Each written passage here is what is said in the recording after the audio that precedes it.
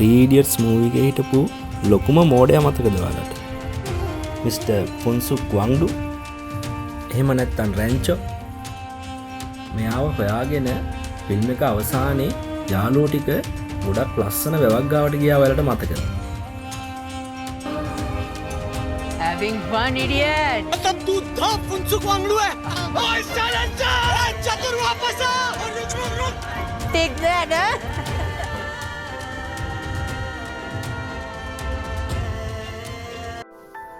ගෙවෙන හැම මොහොතක්ම හරියට අපි ෆෝන් එකේ කම්පියුටර් එකේ දාගෙන ඉන්න වෝල්පේපර් එකත් තරමට ලස්සන අවුරුද්දටම දවස් 10ක් 12ක් වගේ වහින ඉන්දියාවේ තියෙන සීතල කාන්තාරය ලදාක්.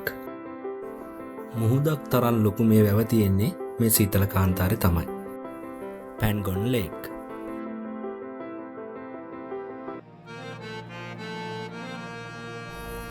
අපි යන සමහර ගමන්වල ගමනාන්තය ගොඩාක් ලස්සනයි. තවත් සමහරේ වගේ ගමනාන්තයට වඩා යන මාර්ගය ගොඩාක් ලස්සනයි. ගමනාන්තයයි යන මාර්ගයයි දෙකම එකිනෙකට නොදෙවෙන විදියට සුන්දර ගමනුත් මේ ලෝකේ තියෙනවා. ඉතින් මේ ගමන් අතරින් මොන වර්ගයකටද අයිති වෙන්නේ කියලා තීරණය කරන්න ඔයාලටම බාරයි. මේ මාර්ගය ඒ තරම් සුන්දරයි වගේම වෙන පොඩි හරි අත්තරදීමකට ජීවිතේම වන්දි ගෙවන්න වෙයි කියලා ඔයාලට පෙනේ ඉස්සරහට.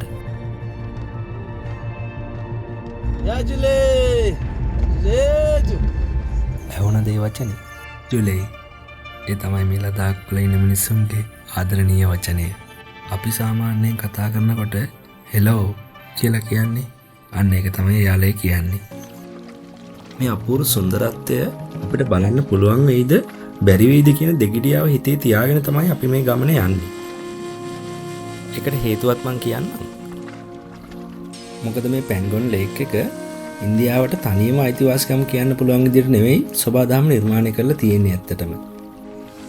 ඒ සුන්දර හැඩකාරිගේ 60% විතර අයිතිය තියෙන්නේ ටිබෙට් වලට. ඒ හින්දා ආරක්ෂක හේතුන් මත අපි වගේ වෙන රටවලින් එන අය මේ වැව බලන්න යනවා නම් විශේෂ පර්මිෂන් එකක් ගන්න ඕන. අපි ගොඩක් දෙනෙක් දන්නේ නැති වුණාට මේ 3 Idiots movie එකයි ලදාක් අතර තියෙන සම්බන්ධය එක අහමු සම්බන්ධයක් නෙවෙයි. මොකද මේ ලදාක් වල හිටපු සෝනම් වංචුක් කියන ඉංජිනේරුවෙක්ගේ කතාව තමයි මේ ෆිල්ම් එකට පදනම වෙලා තියෙන්නේ. අපි අපේ වාහන වලට තෙල් ගහන්න ෂෙඩ් කීයකට නම් ගිහිල්ලා ඇද්ද? කීයක් නම් දැකලා ඇද්ද?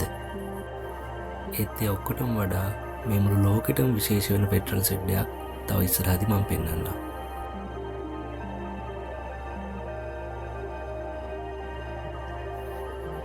දැක්ක නේද බෝඩ් එක ඔයාලා?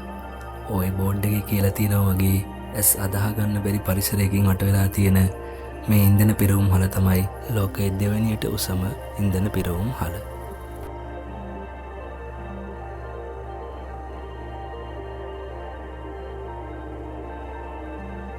මේ තමයි හිමාලයන් මාමෙට්. මේගොල්ලෝ මෙහෙට මාවෙනික වෙච්ච ටිකක් හුරුතලයට හුරු කට්ටියක් වගේ තමයි පේන්නේ. කහතු මුරු පාට කඳු අතරින් පේනවද බලන්නේ දිලිසෙන නිල් පාට? ඔව්, ඒ තමයි අපි හොයාගෙන ආපු කෙනාගේ පළවෙනි view එක. අපේ රටේ පරිමාණයෙන් ගත්තොත් කොළඹ ඉඳන් නුවරඑළියට වඩා දුරක් තියෙන. ඒ කියන්නේ කිලෝමීටර් 160ක් දිග මේ වැව ගැන ගොඩාක් දේවල් කියන්න තියෙනවා. මීට 4300 ගාණක් උඩින් තියෙන.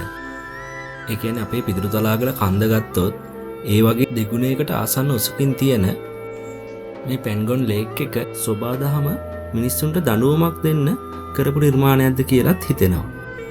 මොකද සාගරයක් වගේ විශාල විදිහට නිර්මාණය කළා කාන්තාර ප්‍රදේශයකට දීලා තියෙන්නේ ඒක එක වතුර බිඳුවක්වත් පාවිච්චි කරගන්න පුළුවන් විදිහට නෙවෙයි.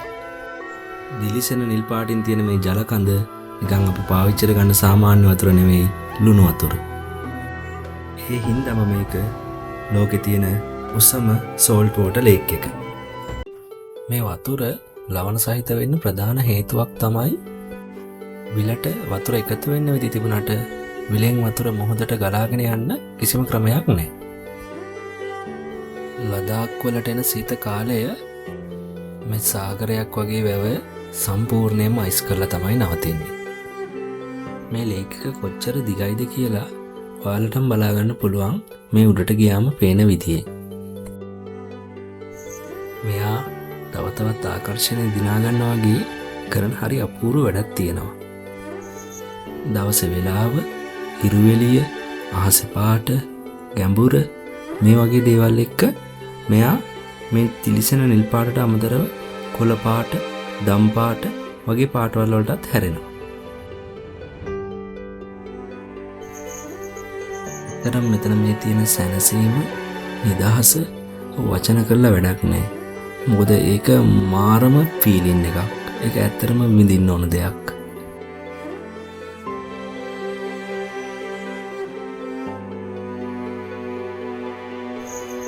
දෙදස් 10-11 කාලේ වගේ 3 Idiots ෆිල්ම් එක බලලා ලදාක් යන්න ඕන කියලා ඇතිවෙච්ච ආසාව අවසානයේ අවුරුදු 15ක් ගත වෙච්ච තැන කොහොම හරි හැබෑ කරගන්න පුළුවන් වුණා.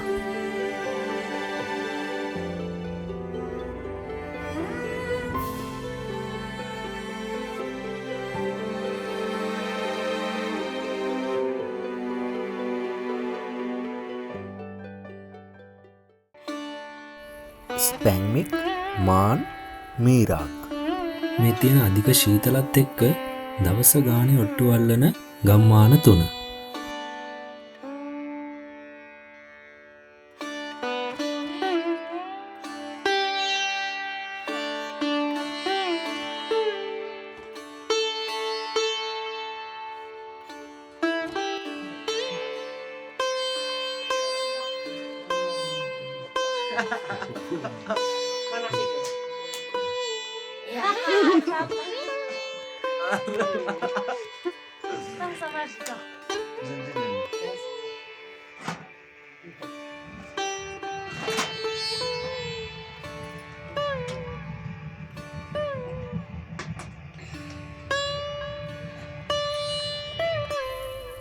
සැප පහසුකම කියන එක මේ ජීවිතවලින් ගොඩක් ඈතයි වගේ පෙනුනට